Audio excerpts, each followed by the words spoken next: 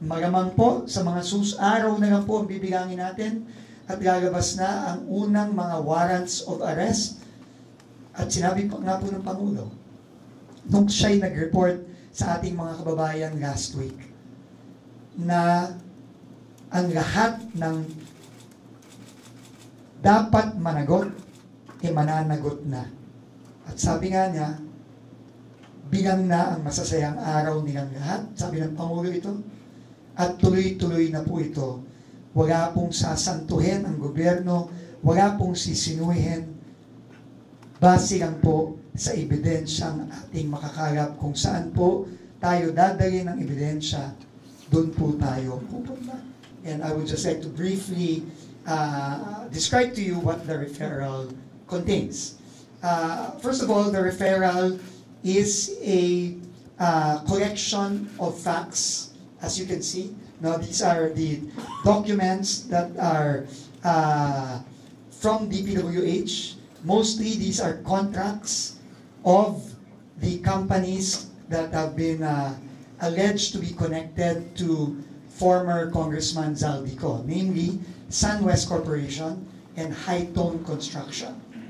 No, and we are here to submit to the Ombudsman the contracts from 2016 of these corporations up to 2025. So these are, as you can see, madaming kontrata po ito.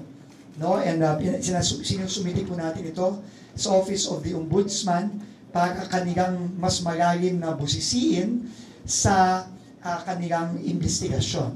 No, ikalawa, sinama din po namin sa referral ang sworn testimonies ng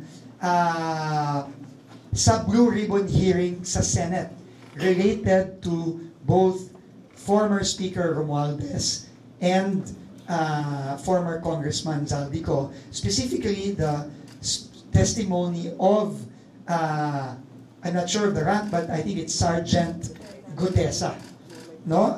Because these are sworn testimonies under oath sa Blue Ribbon Committee, and they are linked with our investigation and also the ICI's investigation to the recommendations that we have made in this referral for former Speaker Martin Romualdez and former Congressman Zaldico.